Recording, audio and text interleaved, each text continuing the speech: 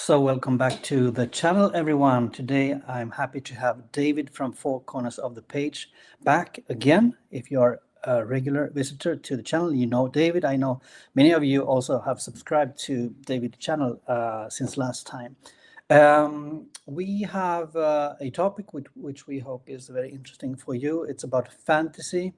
Can we learn something from fantasy, or is it only entertainment? Maybe a no-brainer for us fantasy readers, but equally important because we can, when we meet people, we say we read fantasy. Maybe they react, well, I don't read fantasy. Maybe my kid reads some fantasy books and so on. So the knowledge about fantasy being something more, maybe something more rewarding, is not so well known. So we will dive into that from our perspective. And this is a very casual discussion, not so much prepared. We will just, talk right off the bat. And first of all, welcome, David. And many of you know you, but maybe some people don't know you. So you can just present yourself and maybe your channel as well, of course. Well, hello. The reason that you're saying casual conversation is due to my own lack of preparation. I much appreciate that. And it's very nice to be back. This time in my fantasy tavern. And if you see kind of a gray kind of wash behind me, that actually signifies the real, absolutely bleak living room that I find myself in. But I'm very happy to be here. I'm very happy to be back for conversation number 2. And yeah, it's going to be a great conversation, I think. Yeah, great. And if you have questions, comments, please feel free to write them in the comments below, of course. Maybe one day I will do this live. I'm not so brave yet, but maybe one day, then it will be more dynamic. Have you ever done a live stream? No, I haven't. You have done it, I know, right? Yeah, they're good fun. Yeah, it's nice to interact with people in the comments as they come by. And yeah, I'd recommend it to yourself, actually. Yeah. Now many of you are watching. You are people that used to comment on in the comment fields, and some of you have started to know. I recorded with some of the followers as well, so that's a new thing here on the channel. But let's dive into this. I'm curious. We want to start this discussion from, if fantasy books can be an inspiration. When it comes to maybe life change, this is just examples. You might have other things, David, that you think of. Can a book be a friend? Or is it just stories? Does it change over time? When you were young, did you have some favorite books, now different? Can they act as some kind of help in your life? And wisdom, of course. So that's a question for you. So I just want to throw it out to you. And I have, of course, thought about it as well. So thank you. I think that word inspiration is really interesting. Can fantasy books be an inspiration for life change? Not necessarily. And I think often we, as readers, assume that we know ourselves well and that we assume that we know the story well.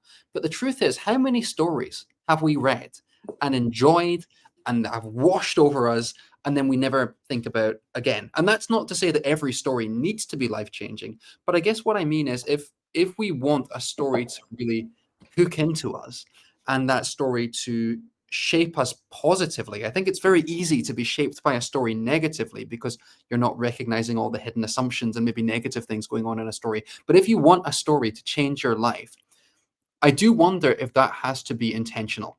If you have to be reflecting on the story, applying that. I mean, you're seeing the English teacher coming out now, linking that to other stories, linking that to memories in your own life, linking that to world events.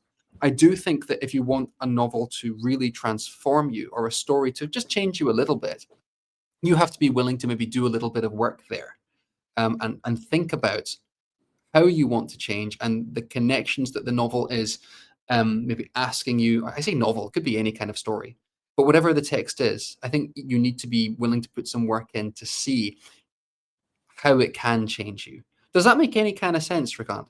Yeah, I think so. I think it relates to our earlier video that we made on Malasan and different lenses. So in a way, the personal lens, the personal experience, what you invest into the book. Different people can read Lord of the Rings. The first one says it's life-changing. The other one says it was a good book. It was very entertaining. So Exactly. of course, Yeah. right. Yeah. And there's nothing wrong with a book being entertaining. Sorry to cut you off. There's nothing wrong with reading a book and enjoying it and it giving you some measure of kind of emotional connection and moving on. That's great.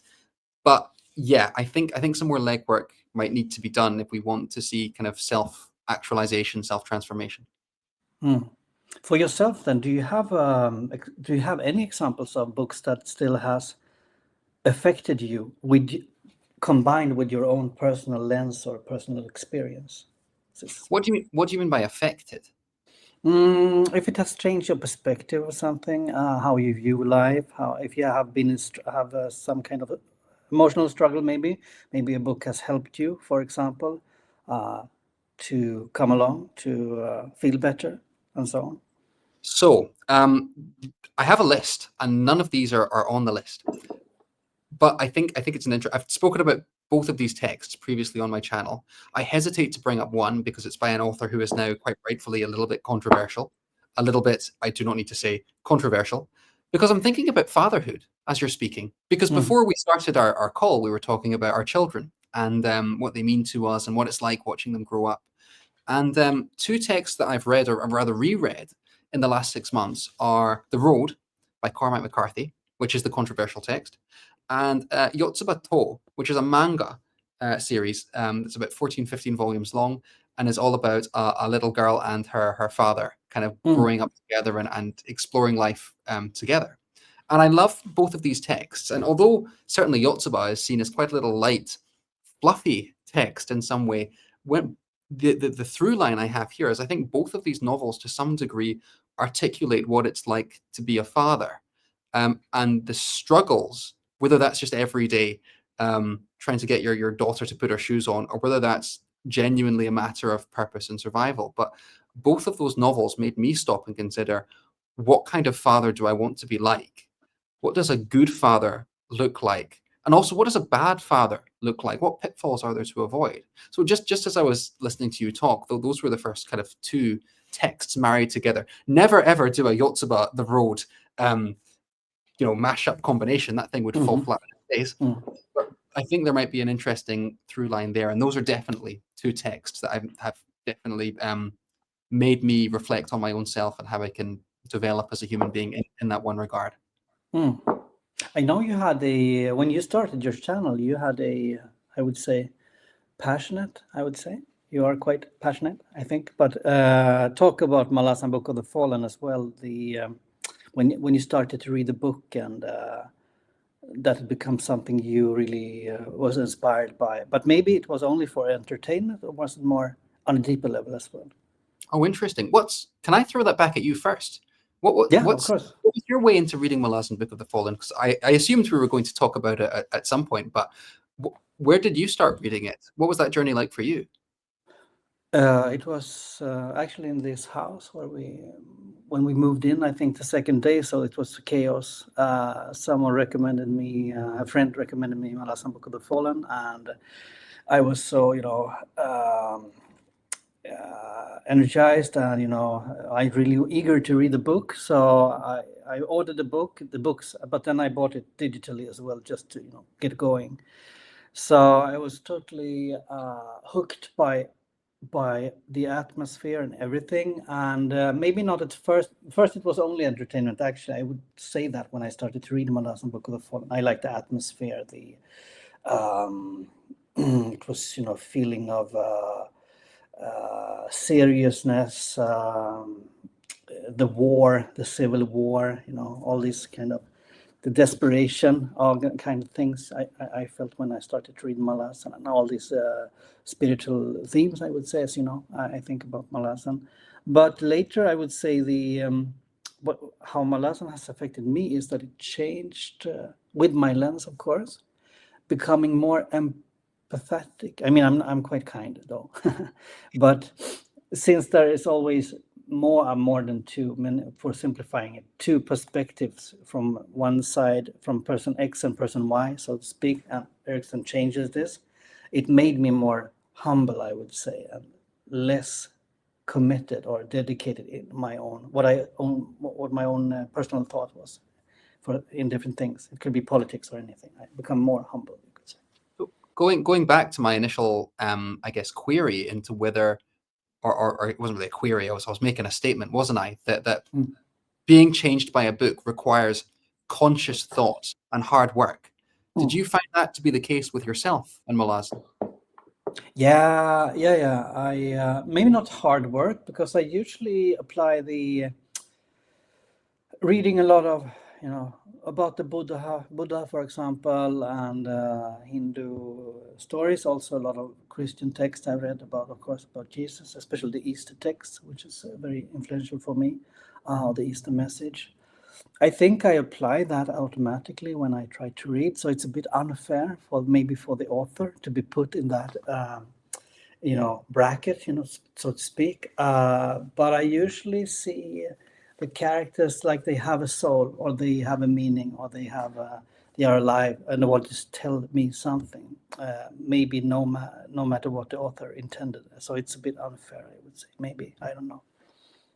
But that's interesting, isn't it? That we take the lessons we need, and of course that with these texts we can't just layer any interpretation onto them. The interpretation has to be rooted within the context of what we're reading. But also we do bring a whole host of prior reading and life experience to the table that kind of mixes in together with what we're reading to create the stimulus for change that we need or are seeking. It's interesting hearing the stuff that you apply to your reading experience, and that maybe on some level it was quite natural for you to take some messages from Malazan, being more empathetic, right? It was natural for you and it was easy for you, but at the same time it did require some conscious thought. It wasn't that you woke up one morning and went, "Oh, I'm a nicer person," No. But sometimes it can happen in a way. For example, Lord of the Rings, of course, which everyone has read, I suppose, or Can I seen tell the you movies. something? I've only read Fellowship of the Ring. Yeah, you see, right? So Yeah. it's my prejudice or presumption. But I've watched the movies. Yeah. Yeah, Nice copy. but I read it when I was small and started to read it. I was very affected by Gandalf, actually, because he has a lot of course, talks and reflections on what is evil and who is evil. Is Gollum evil, for example, or is he not? He talks about, I would say, human value. Maybe not equality, but not far from it, I would say. Against the death penalty, for example, he argues against. So that in some way was very, affected me a lot because I thought he was, of course, a wise guy, again, the wizard, so Yes. to speak. That was without interpretation, I would say. But maybe you read it, maybe a reader doesn't read it in that context, want to translate the fantasy story to reality. So that could be a difference, of course. I love what you're saying, and I'm aware that you asked me a question about Malazan, which I immediately dodged and didn't mean to, so we can get back to that. Yeah, it's okay. I find it really interesting you talking about characters that inspire you as opposed to texts that inspire you, because I'm noticing just through our casual conversation here that I'm talking about, well, you did this with Malazan, to be fair, but with Malazan and with The Road and with Yotze Bateau, I'm talking about the text as inspirational. And you're talking now about Gandalf as a character who is inspirational. And I find that very interesting. And it makes me wonder, what other characters do you find inspirational? I promise I will answer your questions.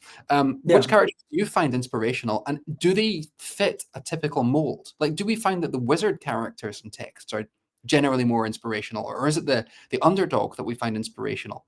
Is it usually men we find inspirational, or women, or particular fantasy races? That would be an interesting thing to consider more deeply, I think. Yeah, I think that is. I mean, when I was small, it was always the wizard, so to speak, or it can be Gandalf, it can be Dumbledore. I haven't read so much Harry Potter. I've seen the movies mostly, but that kind of character attracted me a lot. Yoda in Star Wars. If you take another sci-fi fantasy character, similar. So that connects, of course, to, let's say, the Buddha or anything like that. That's the same, same kind of trope, I suppose. The wizard or the wise or Aragon, for example. So it can be very different from. I had friends. We were four people who read Lord of the Rings when we were small. Then without internet, we were only in the school library. Everyone of us four, nerdy people, borrowed the Lord of the Rings when we were 10 or something. and we identified ourselves differently. So a friend of mine, he was very attached to Sam Gamgee, for example. So being a gardener and being very practical and so on. So of course that's different from people to people. I have another book here, and that is which I read much later in life. That's the Gunslinger, the Dark Tower, Stephen King, with Roland Deschain. Um, and for the many of you might know him who are watching the channel too, but he's a gunslinger. You don't know what he's doing or why he's what mission he's on. He's looking for this dark tower. He has no clue about what it is, and you are very confused when you read the first book, especially. Then it becomes clearer, as you said, David, on one of your videos, that you have to read like two I books before things I become love clear. that first book though. I love that first book, and I love Yeah, Sam. yeah, Yeah, and I mean Roland in this book is. His confusion really talked to me again, a filter then, experiences from life. I was a bit confused then. I've started working in do you hear me? It's yeah, lagging, I think. Yeah, I've just started working and was a bit confused, work life, family life, everything. And then Roland came like a blessing for me. He was equally confused, so I attached myself to him as a character a lot as well. So I have three things to say, and they're all about different books. One is about Malazan, one is about Lord of the Rings, and now the Dark Tower. So let me just go to Lord of the Rings very quickly. I love what you're saying about people, different characters finding inspiration. I'm sorry, different people finding different inspiration in different characters. Because it's true. When you talked about Gandalf, I was totally. I don't find Gandalf particularly inspirational. Mhm. Which is, I mean, I've only read the Fellowship and I've watched the movies. But as soon as you said Sam Gamgee, I was like, absolutely, that is the top dog in terms of Mm. inspiration, because his determination, even in the case of seemingly severed friendships and doom, literally doom, like Mm. on Mount Doom, is Yeah. so Mm. inspiring. Sometimes late at night when I should go to bed, I'll just watch Lord of the Rings clips on YouTube, and Mm. I generally cycle through the same three. It's the same three. My friends, you bow to no one. Um, for Frodo, Mhm. and then the last one, always, I can't carry it, Mr. Frodo, but I can carry you. And I just start bawling. I just start crying. Mm. I'm a Yeah. 31-year-old man Mm. with two children upstairs, and they're hearing me just weep over this scene that I've seen about 50 times, because Mm. that impeccably well acted moment of strength, I do find very inspirational. So I find it so interesting what you were saying about different characters. Sorry, different people. I did it again. Yeah. Finding different characters, the entity, the construction that they need to latch onto. It's not always just binary, is it? It's not this is the inspiring character for everyone. No, no, Sometimes no, no. in simpler texts, but not I mean, necessarily. sorry. I mean, the Gandalf can be off-putting, I suppose, for many people. Uh, so, as you say, Sam, and of course, all these. I know Legolas. Actually, my father-in-law. I mean, he has no clue about fantasy, but he liked the movies. He's a plumber, and started has. I mean, he hasn't read books almost all his life. We went to the movie, and he really enjoyed enjoyed Gimli and Legolas. For them being funny and in that sense for him inspirational. Yes. Fighting in this war. So it can be, of course, very very different for different people as well. I'm going to Mordor alone, Sam. Of course you are, and I'm coming with you. And What a legend! those, What a I legend! mean, those are very strong, emotionally strong. So I think we all have felt some tears. Or in the end of the first movie or the first book, when Sam tries to save Frodo from drowning. Then, so it's very very strong. And I think my friend there, he saw, he's a what to say, he's a very much a big friend, a loyal friend. So I understand he really associated himself with Sam, for example. So you can do that. But I'm curious on your inspiration from the two texts you mentioned or the books, because you say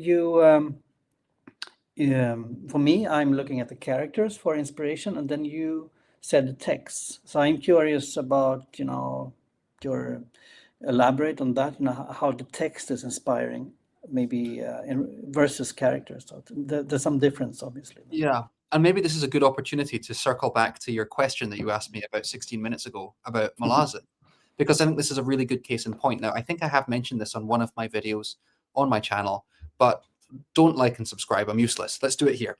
Right. So with Malazan, I read it when I was 19. And 19 is a peculiar age, isn't it? Because for some people, 19 speaks maturity and growth.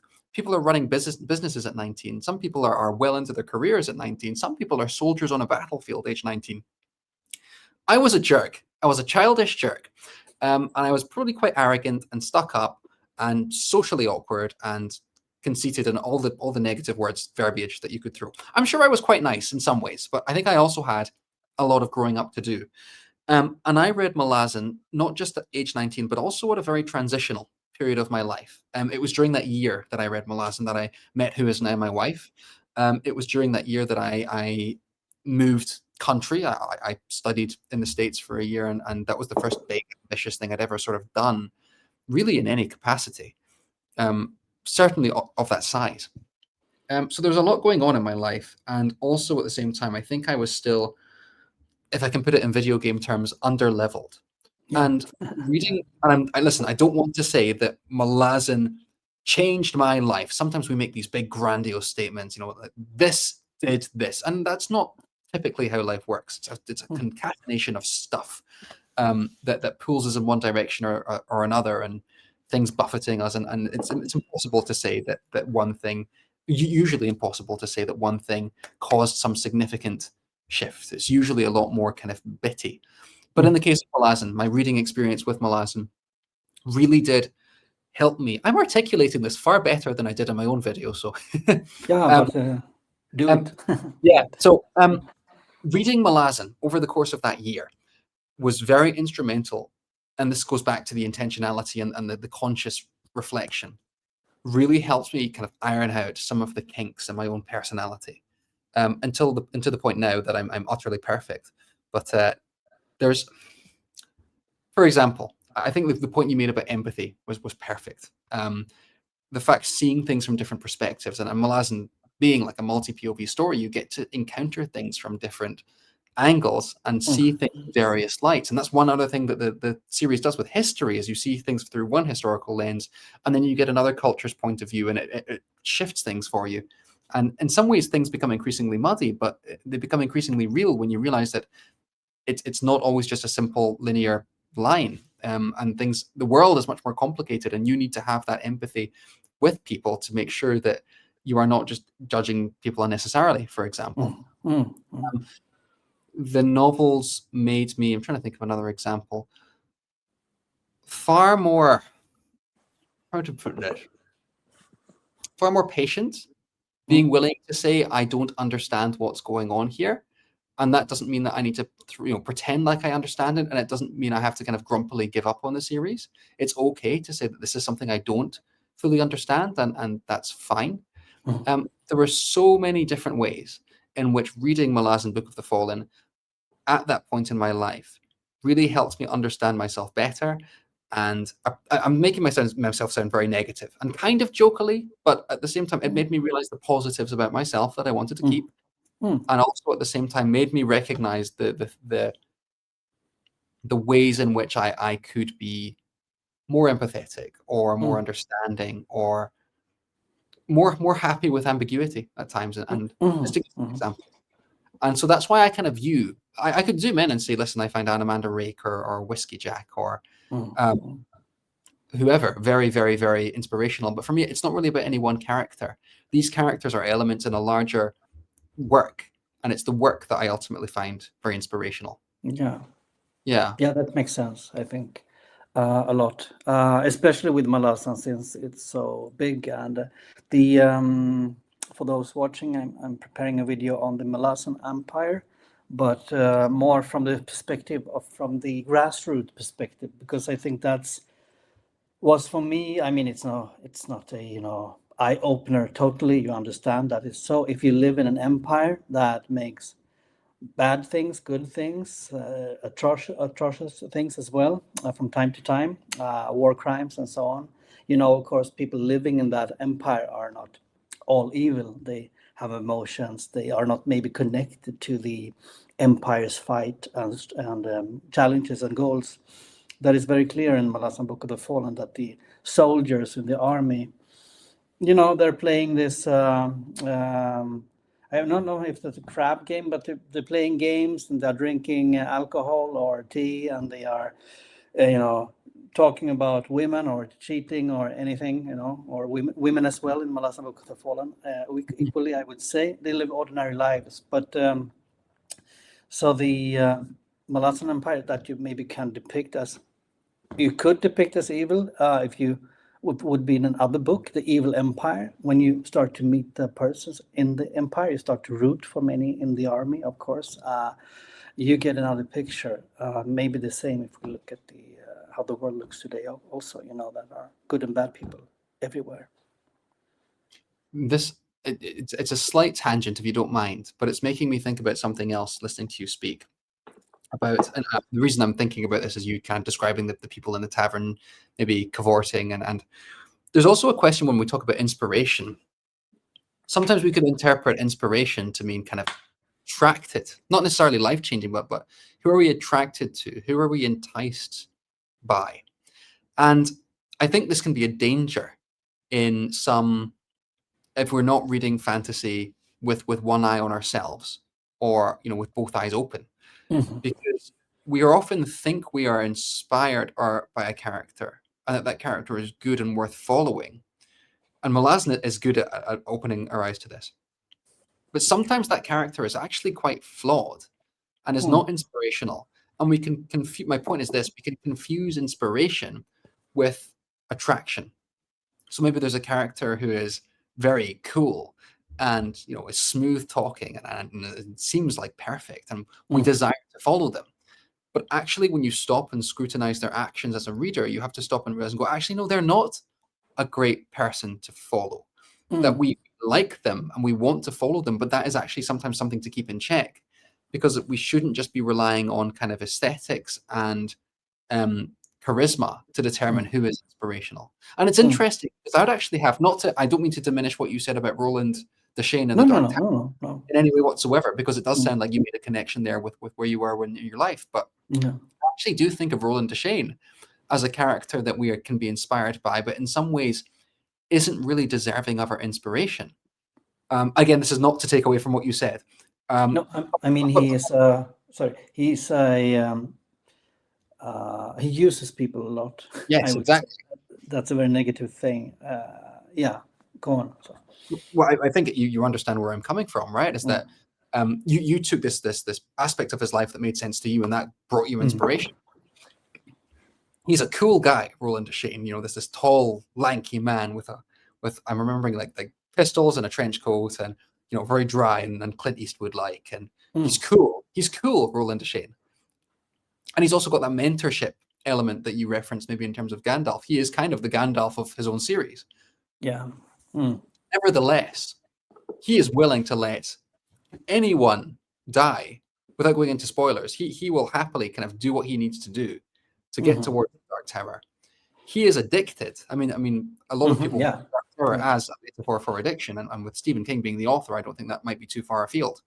And so sometimes I wonder, with characters like Roland, do we hold them up as emblems of inspiration, while at the same time not realizing their deep flaws? And with Roland Deschain, that's very much conscious, right? That Stephen King is painting Roland as this complex character. But I guess it's another reason that we need to consciously be thinking about who we are kind of hitching our wagon to, if that's the case. And I think the inspiration and the inspiration. When you talk about it, I think inspiration for me can mean a lot of different things. It can be inspiration in this traditional sense. You get inspiration to become brave or follow a good leader. But with Roland, for example, and also a lot of Karsa Orlong, for example. great example. I mean, the inspiration there is not, it's not the role model I would like to become, so to speak. Karsa is an extreme example, but but the choices he has to make, the values he talks about, since it's becoming softer without spoiling things, I mean, it's a very interesting story arc, Karsa. Um, Helps me in that case, to reflect on when I had firm views or firm opinions, and then I've started to change. Can I learn something from that? So I think role model is not only someone we put on a pedestal, or on a throne, so to speak, and look up to. Inspiration can be in a negative sense, but still positive, so to speak. It's interesting because if I don't want to spoil anything about the Dark Tower, Mm. but I never get the sense that Roland. You can cut this out if you like. I'm not. I'm going to treat it spoiler free, but he doesn't. He's quite a flat character in a way. Roland. He doesn't seem that interested in changing, and so that flaw is very much entrenched. But I'm Mm-hmm. wary of spoilers. But I mean, this happens to us as kids too, right? And it happens in a whole number of circles. Is that we gravitate towards the most charismatic person Mm. without thinking deeply about their message. I mean, this is why you have so many kind of like man in a suit, fancy church services. If we're going to pick on religion for a minute, Mm. we have so many people suckered in by a silver tongue Mm. and a man in a suit when we don't think about the message underneath, and we don't think about who we are thinking of as our inspiration. Yeah, Yeah. that's true. Maybe this inspiration and role model idea can be a hinder for yeah, a hinder. Do you say hinder? It sounds very Yeah. Swedish when I said it. A Yep. hinder for your own personal development as well, because you Yes. rely on the person and then you put everything, all your faith in that. I mean, regarding religion, for example, even though I'm a believer, so to speak, you put everything in the God or your God, and you lose yourself in that, for example. Lose yourself. Yeah. I guess I wasn't really meaning religion per se, but the people who represent religion Mm. can be the yeah, not the inspirational people that they purport to be. Yeah. Very interesting. Looking at the questions a bit. Yeah, so the personal lens then is very important. I thought also about timing then, because we talked about that.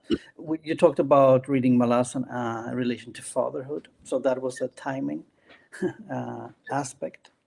So if you read it when you were not, before you were a father, maybe it would have evoked something else, or So nothing, maybe. so I read it the first time when I wasn't a father, and the Okay. third time I read it was my son was just being born. Mm. I probably had more important things to do than read a series for the third time, but that's what I was doing in Yeah, my off that's time. nice. Mm. And yeah, again, the different times I read it, I had different inspirations were pertinent. Mm. I'm curious because you also asked a question right back at the start, and I thought it was very interesting. But you said about what books that inspired us, not just in our adult lives, but in our past, and how Yeah. those can shape us. And I'm curious if you have any inspirations or inspirational texts or inspirational characters from your younger days. I have the talking about the UK, almost the Robin Hood, actually. The Ah, okay. those stories were. I mean, that was probably the Disney stories, more or less. Still, fantasy, of course. The Robin Hood himself, and of course Lady Marion. So I think that, I mean, I had a tough time being small, so I was bullied and so on.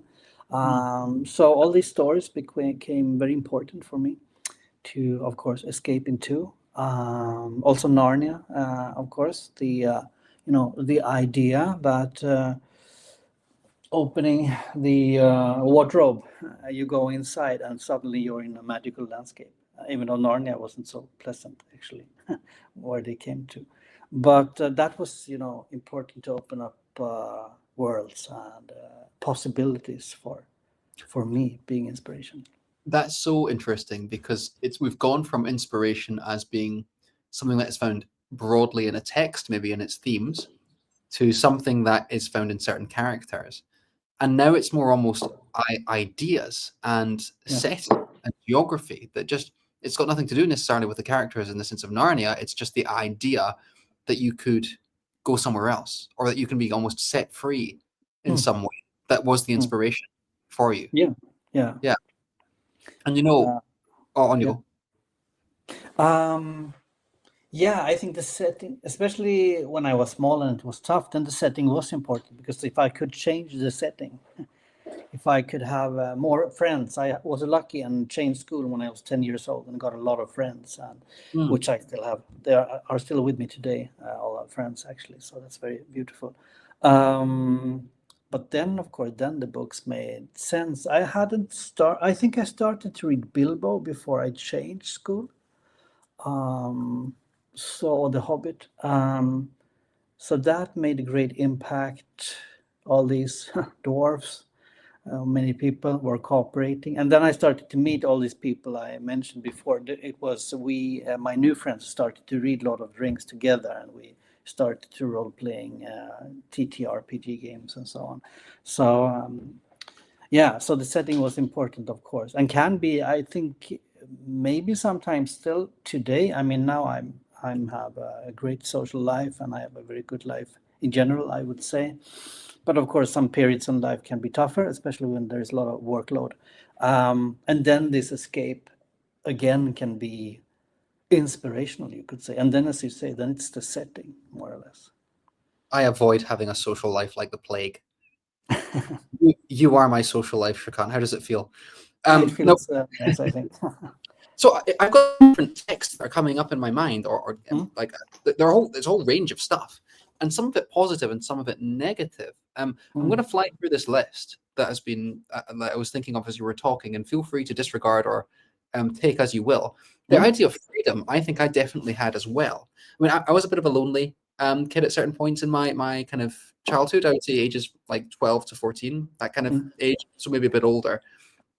Not bullying, but certainly maybe isolation. Probably because I was a bit of a jerk, to be honest. But I remember feeling terribly lonely, kind of 12, 13, 14. And similarly, that was the year, I think 2006, maybe 2005, was the year that the Elder Scrolls 4 Oblivion came out. yeah, I don't know if yeah. you played Oblivion. Yeah, yeah, sure. I have done it. I'm playing Ah. Skyrim at the moment, so I know it well. Yeah. So I remember watching my cousins play this game, and I'm going, so where do you go? And they were just outside the Imperial City, the water kind of lake, moat, whatever it is. Mm, And they're just like, oh, I can go anywhere. And then they load up their inventory, and I'm like, what's in your inventory? And like, why do you have a cabbage in your inventory? They're like, because you can do whatever you like. And it was very similar, I think, mm, actually. Hearing you talk about Narnia, it was a very similar sense of inspiration. yeah, Um, Also, the other one that I'm thinking of is the TV show Doctor Who. Um, which is also a very similar thing, right? It's the premise of Doctor Who is that there is usually a dude with a spaceship that can also travel through time, and he just endlessly goes wherever he wants. And also, but again, the character of the Doctor, very compelling, very mm, charming, very charismatic.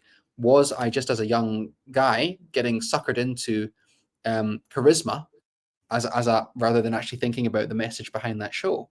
mm, Possibly, and that might be even more compounded by the fact that the Doctor and Robin Hood, unless you're talking about the Fox version, mm, all of my inspirations as a kid, as far as I can think of, were kind of 20 something, 30 something white men.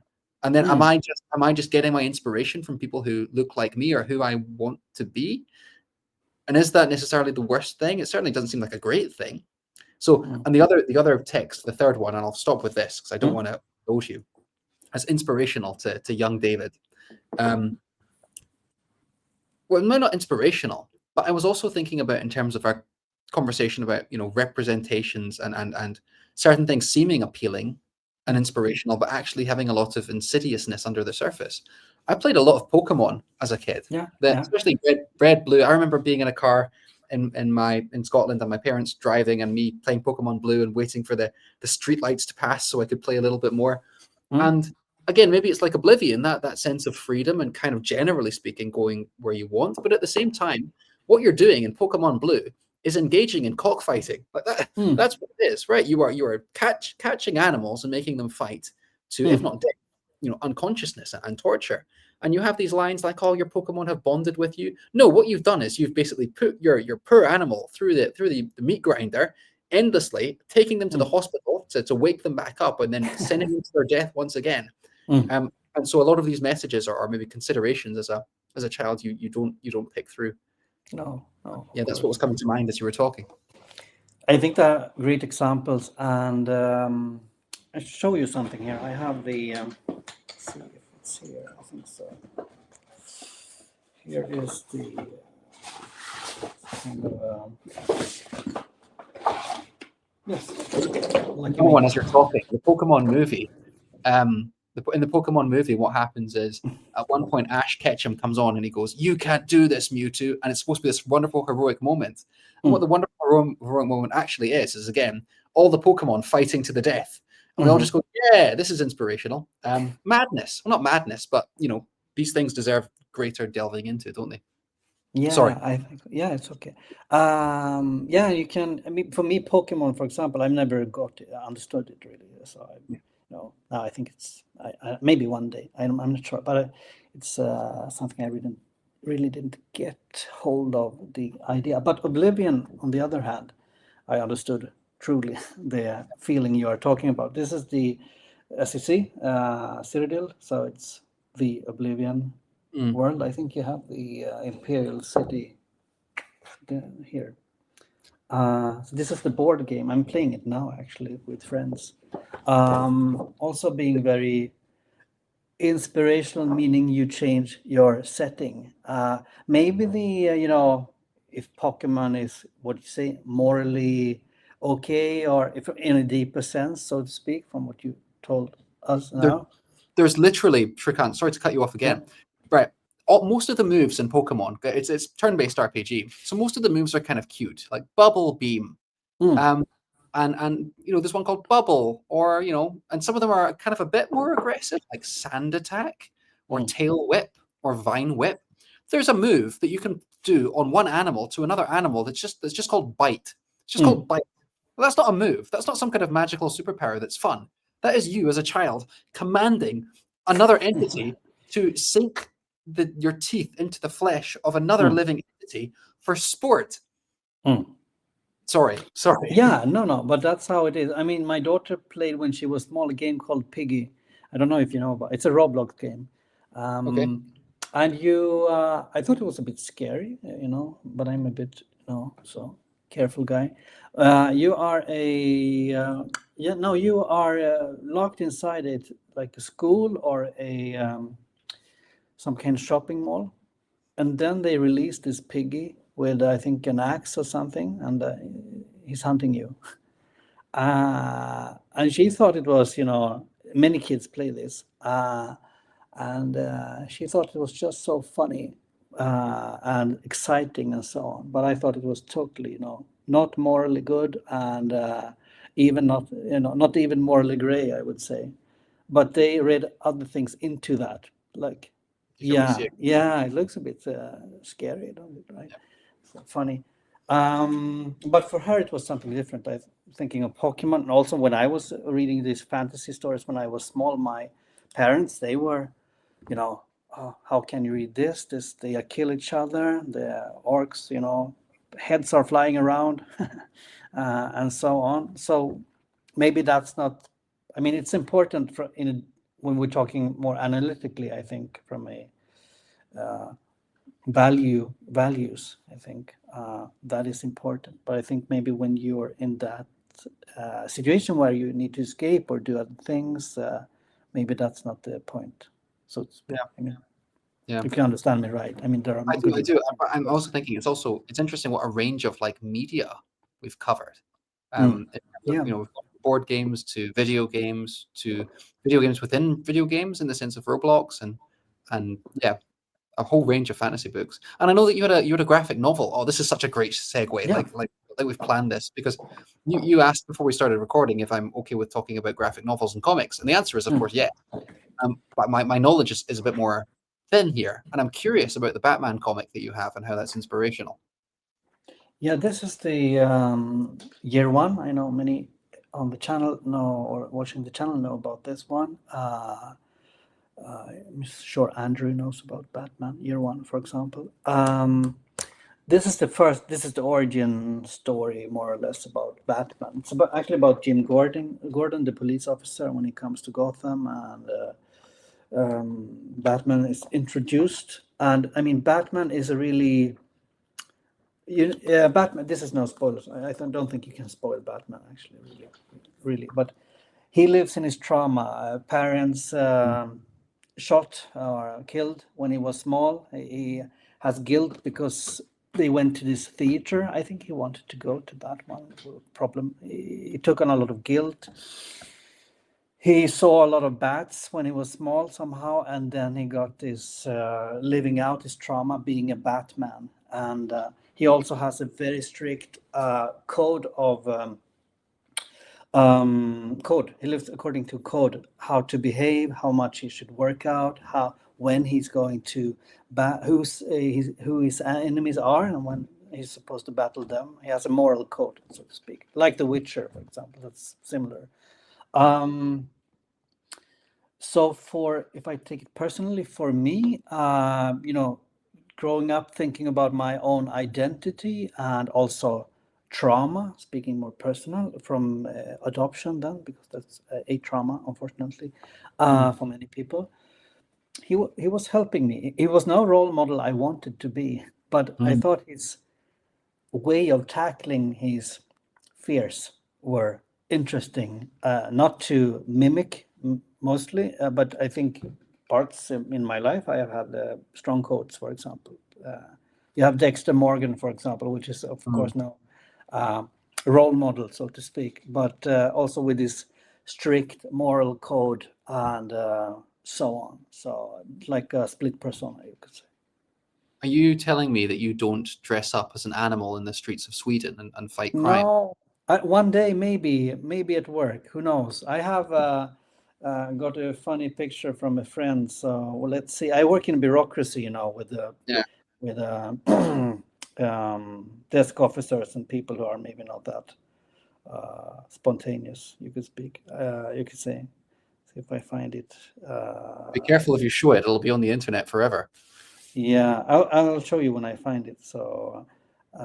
It's interesting while you're finding that the echoes of this and our earlier piece on Roland Deschain and how you're able to maybe pick out moments of inspiration that are pertinent to where you're at, even though recognizing the greater flaws in the character. Yeah. But Yeah. for you, do you, I mean, we think a little bit differently here, which is okay, which is interesting for the discussion.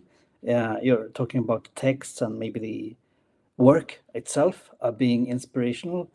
But when you think about inspirational characters, if you do you more think about people you would like to, become or get inspired for, let's say, good behavior, or do you see role models as something more gray? I find myself, I was going to say that word attracted, but maybe we've already used that word in a different context here. I find myself in terms of inspiration often drawn towards characters who demonstrate almost determination and quiet strength to get going. And I'm not even sure I can think of any specific examples, but basically characters who don't give up. And I think that's not particularly unique to myself. I think that's quite a general source of inspiration. The people who, I mean, okay, if we're going to talk about a movie that is kind of seen as very light and fluffy and nothingy, actually encapsulating this marvelously, pun intended, because Avengers Endgame, for all it, people call it just basically popcorn and just made to produce money, the Mickey Mouse machine. But there's actually a really wonderful moment at the end of Endgame where, Captain America, I'm going to spoil it. It was 7 years ago, and yeah, it's fine. The good guys win. In Avengers Endgame, there's that moment where Captain America thinks that all is lost, and he's just him with his broken shield, standing up and facing the oncoming horde that he knows is going to take him down. That moment's great. And similarly, the Battle of the Bastards in I was going to say Winds of Winter, but it's not. Game of Thrones season 5, where Jon Snow has a similar moment. Yeah. Interestingly enough, though, those two moments I both picked out. I was talking about earlier about Doctor Who and how the faces of whiteness being my inspiration. I've now picked out two more. So there you go. But there is something very, very appealing and inspirational about these figures who just keep going.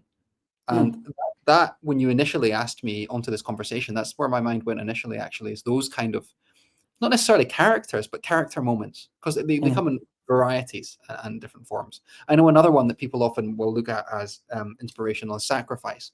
And there's a bunch of that in Malazan, and Malazan kind of unpacks that a bit. But characters who are willing to give something up to allow the world to be better. Yeah. Yeah, I'm thinking of Itkovian, for example. So Yep. it's a great But again, story. that itself could be problematized. I mean, the one I often go to, I'm going to go back to Marvel.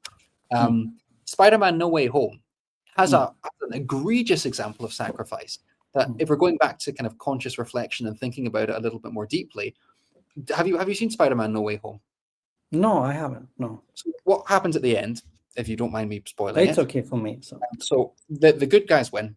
Spider-Man wins, but the price he pays is that everyone forgets who he is. Everyone who knows who Spider-Man is, Peter Parker, everyone forgets. And so at the end of the movie, Peter Parker is sitting in a cafe, and his love interest, MJ, gives him his coffee, but doesn't really remember who he is. And there's that intimation from the text that actually, if he says, "My name's Peter," love prevails, and she will remember.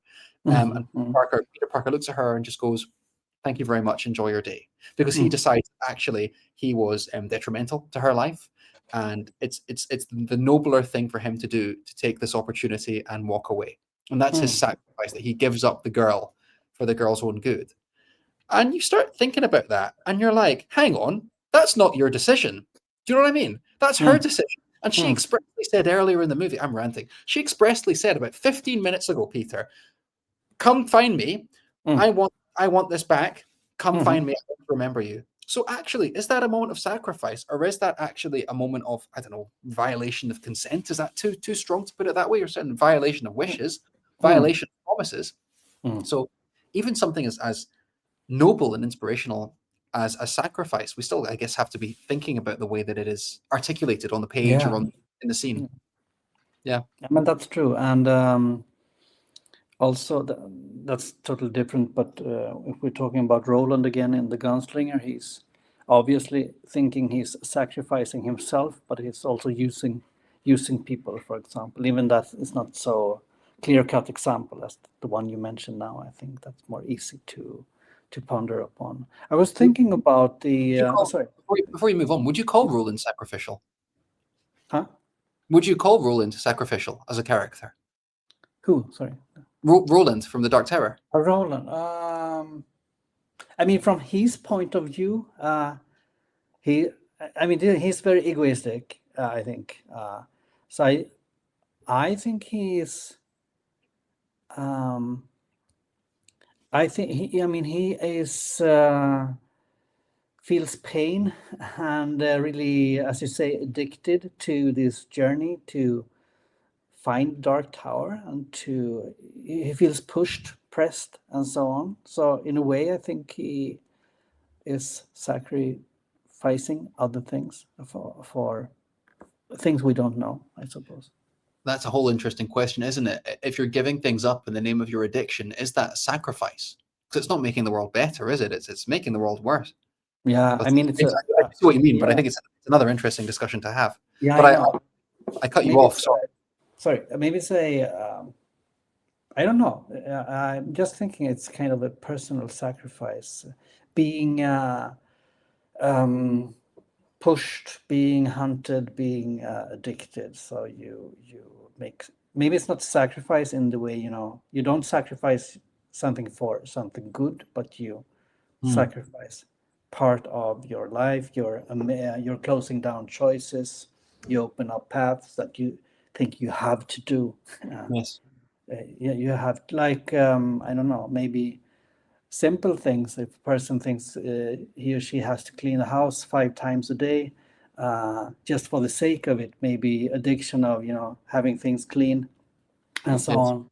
It's a kind of sacrifice. No one has pushed, but it affects the person's choice and so on. So I think maybe a long shot in comparison, but no, I hear what you're saying. And yeah, it's even stuff that is as inspirational as sacrifice actually gets increasingly muddy the more you look at it. Yeah, I know I cut you off about 2 minutes ago to go down this rabbit hole.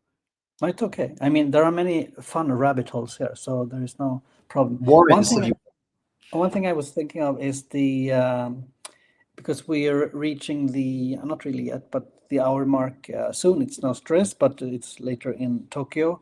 I would like Mhm. to talk a little bit about the connection to. I don't know if you think so much about that because that's that's the focus on my channel from time to time, at least spirituality and so on. I'm thinking, have you read the Buddha story? Do you know the Buddha story? Lightly. Yeah. Yeah. Because basically, very, very simply put, it's he's being a king or a royalty, and he lives in this palace. And when he goes out to see the world, he understands that there are suffering, and Yeah. he's not. He wants to, how can you relieve suffering from people? That's very simple. Maybe you know that, so that was not. But um, since it's a religious story, it has worked as inspirational for many people Mhm. to reflect on their suffering and how they can relieve their suffering. Um, I think Star Wars, for example, if we take another format as well, right now, movies. We have Yoda, which is obviously very inspired by Buddhism, or at least Eastern Asian thought. So there are those characters that you put in fantasy that uphold these kind of wisdom-like values. From my perspective, how do you view that? Do you like Gandalf, for example, or like Dumbledore, or anyone else? Can you see that, or do you think it's just the personal lens I'm talking about here, from my point of view? So your question is, how do I feel about the characters who are almost are kind of more the mouthpieces of wisdom in Yeah, fantasy books? can he learn us something, or is it just entertainment, for example, or is there any, grain of truth in what these trope characters that exist in all kind of fantasy want to learn us? I think it's case by case. I again point back earlier and say that it's not usually the prophet, the mage, the guider character who usually is the one I think about the most. Um, I think one excellent counterpoint to this, and I haven't finished the series, so there's very little I can say, and I probably shouldn't be speaking about it at all. But I don't know if you've read any R. Scott Baker. I have no, I've read. I've just started. I haven't come so far in the book. So yeah, it, good. it's a pretty grim ride, my friend. Yeah. Yes. But it's been one of the literary joys of my year, if I can put it that way. I'm 4 out of 7 books in, so I'm Mm, barely over the halfway point and talking way out of turn. mm, Um, but there's an interesting dynamic in the R. Scott Baker books, the Second Apocalypse series books, because they're the characters who are often the mouthpieces of truth are actually and seem like the guiders and seem like the people who are leading the characters the right way are actually internally the most foul, despicable. They're all foul and despicable in R. Scott Baker, but consciously foul and despicable, manipulating characters. mm, mm, So I think often in the case of Gandalf, you can have a source of wisdom there. In the case of even someone like what's her face from the Stormlight Archive, Jasna, mm, lots of different Dumbledore, lots of different mm. founts of wisdom in these books. But I also think there's examples of inversions of that trope, which can also bring us equal insight Yeah. because Yeah. it points to that that again, going back to the beginning of our discussion, that need for clarity and rationality as much as possible.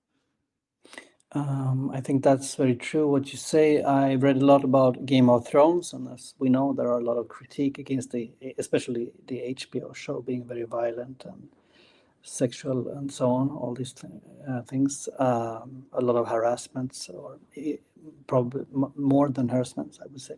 But one comment I read was that if you watch if you read or watch Game of Thrones, it goes with R. Scott Bakker as well.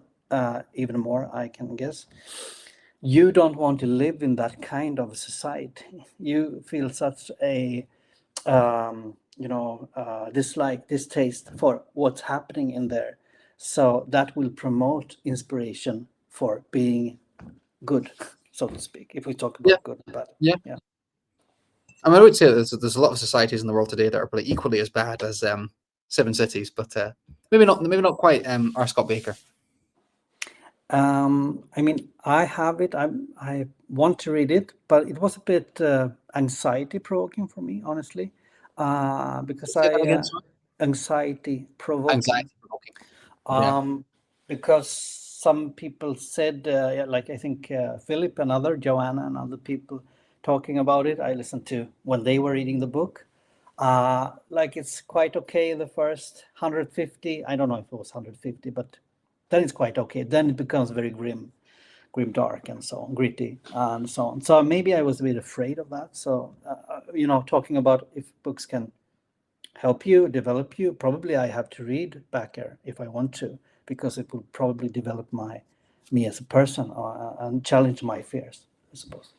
I'm just thinking it's not so much grim dark as grim black so far. I know that certain people who read it, I know Philip appreciates. I don't want to speak for him. Appreciates it, but does also recognize that it's harrowing and in some ways distasteful. I don't know if that would be a fair comment, but I know that in the case of Joanna, although she sees that kind of darkness to the story and the fact that there's so many foul things going on, it was still a wonderful, if I can put it that way, reading experience for her. I would say at the same time that if it's anxiety inducing in the first 150 pages, it's not something you necessarily have to read. And it's perfectly acceptable to say this is going to affect me negatively, Yeah, and yeah. therefore I will not. I will not. There's other very useful ways to spend my time, especially my reading time. Yeah, I was stuck on the train when I started. I read those. I don't think they are too terrible, so to speak. The First Law trilogy, Yes. and I think it's The Blade itself, which is the first book. Maybe that's the second. The first book, but Yes. it starts with a torture scene. Yeah. I was stuck on the train. Lights almost went out and so on. But I actually read that book in the end. I have these discussions sometimes with. I've had it with Jay. I don't know if you know about him, a contemplative reader. Yes, I know of him. Yeah, so I don't want to speak for him either, but we will probably talk about this later in December, these kind of topics. And a bit with Sam Weiss as well, because those books I read and talk with them about is Rukio, and it's Gene Wolfe, as you know, I'm reading now. Yes. I know that Sam quite likes Gene Wolfe. Yeah. Yeah. He made me read it, so yeah. it's my inspiration for that. And especially Rukio, I think is maybe in the so far from grimdark you can come, and so close to inspirational stories you can come, even though the main character is a bit gray, you could say. I need to keep going. I read Empire of Silence. I made fun of Empire of Silence a little bit, but I've heard that Howling Dark is really good. And maybe December, maybe this month, I have a couple of other books I need to read, but it's on my radar because I'm getting FOMO. Everyone's talking about Shadows Upon Time or whatever it's called. Shadows Upon Time. It's called. Yeah, it's last book, right? Yeah, and I'm sad. I'd love to be on that hype train. So I think I need to try again with Howling Dark. Yeah, but that's a challenge with our genre, right? Because you find a book, or a series, and then I can read 3 books is okay, maybe like the Witcher books I've started to read now. So, but suddenly there are 7 books, so it's a lot of time commitment to get into a series. So. Do you want to have at the tail end of our video a special Four Corners of the Page rant? Because I'm going to give a BookTube rant because I've seen a lot of videos and I haven't watched any of them, so I'm speaking totally out of turn. But lots of why do all booktubers read the same books? Discussion. Why do all fantasy booktubers read the same stuff? And I'm like, well, part of the reason is that in the fantasy and sci-fi genre, a small series might have 6 books, and some of these chunky series have 20, 25 plus books. You have to be selective because of the breadth of the undertaking that you are signing up for when you plan to read a series. And even a trilogy, even like flipping Fonda Lee or whoever, that's still a significant time investment. So of course you're going to want to invest yourself in the things that you think will interest you. And of course those things are often going to be things that other people have recommended to you or recommended on their channel. So this is my rant for you. This whole, why are we all reading the same books? Of course we are. Of course we are. And of course we all want the same. This is such a rant. I hope I'm inspiring someone just to tie it into this conversation somewhat Yeah, I tangentially. think so. People can recognize themselves in this as well. So, right. Of course we all want to find the hidden gem. But for every hidden gem, there's 25 pieces of charcoal. And so that in itself, finding the hidden gem is a time investment, and it's not something with all of us in our busy lives and our children can afford to do. So rant over. There you go. Yes. Yeah. Thank you Thanks for the rant. I enjoy narcissist. rant. I usually rant on my channel a lot. So that's true. And that is also another, rabbit hole for this discussion. Sorry. Since we are reading the same things, then I mean, how much Yeah. does it affect us with wisdom and spirituality, or only entertainment and so on? But I also think that before the internet age, so to speak, then you only had the newspaper, some journalists who was giving advice, tips. Yes. Best 10 books to read during this year. Still, there is a lot of more variety, but it's obvious on BookTube that there are similar books. I'm looking actually for smaller books now, deliberately, because I know I want to read Malazan for a long time, for example, and I don't want to change that. I'm reading now the Gene Wolfe and Rukkio, for example. So I'm trying to restrict myself. But then you can only read a certain amount of series during your whole life. So you need to believe in reincarnation or something to keep it going, I suppose. Do you know what novel I'd love to see you recommend or read? And it's 100 pages long. Have you read A Short Stay in Hell by Stephen L. Peck? No. It's a critique of, how can I put this? It's more of a contemplation on eternity in the context of the afterlife, and that's all I'll say. I read it maybe the first third of this year, and I talked about it very briefly in like a quick video on my channel. And I think it's become one of my top 10 books of the year. I have thought about it every day. And because it does touch on the afterlife and eternity and spirituality and religion, I think it'd be an interesting thing for you to read. Yeah, it sounds triggering already. So easily sold. So A Short Stay in Hell by Stephen L. Peck. The audiobook is 2 hours long. Yeah. I'll check that out. I think we have reached the hour mark, a little bit more. So we're going to sum up a bit, and I'm trying to sum up some points we made today, and we have discussed if fantasy books are more than entertainment. Can they learn us something, for example? And we quite quickly came into the interesting discussion if it's more our personal lens that affects if a book is life-changing, our time investment, and also timing maybe. So I think, and we also talked about many different formats, as I used to say, books, video games, board games even, or other things as well, Netflix shows, etc. So it comes down to a lot of personal preference. Any book can be life-changing, probably then, from that perspective. Yeah. I think that's a fair summary. So I'm thinking about Pokemon again as you were talking. Yeah, do you know right. what happens with the Pokemon, right? Because you're only allowed 6 in your inventory. So if you're going to catch them all, if you're going to catch 7, I'll leave you with this, Shrikant.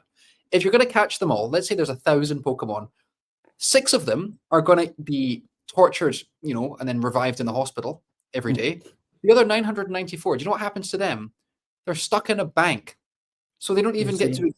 They're just stuck in virtual limbo. Sorry. No, it's okay. I mean, yeah, we also talked about that. What is inspiration? Like you brought up the Pokemon example, not being very nice to bash a lot of animals and capture them and so on.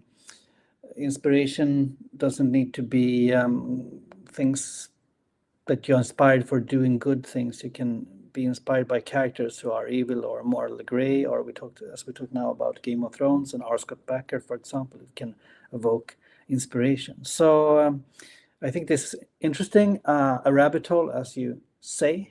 So I will think more about that, and I hope you who are watching want to comment, reflect upon this as well. So I'm looking forward to all the comments, and I'm also thanking you, David, again for being here. Great pleasure to have you here, as always. Thank you. I'd be very interested in the comments on those last 2 points, both things that inspire us negatively, like they have a detrimental impact on us, and also negative depictions of things in books that inspire us to be better people positively, right? Those are two separate things, but I think they're really both very interesting. I'd love to hear comments on those. Yeah. Yeah, and I've sometimes talked about grimdark on the channel, as you know, understood now, David, and the viewers know I'm a bit cautious against the grimdark, you could say. Yes. I would like to hear your thoughts and also your your good advice from me, pushing me maybe to read more grimdark if I want to spend, as you said, David, time with that or not. Let's see. But if it gives you anxiety, don't do it. Oh, It's no, not I mean, yeah, too short. yeah, it's no problem like that. So, thank you. We'll stop the video here, and looking forward to see you all again. Bye.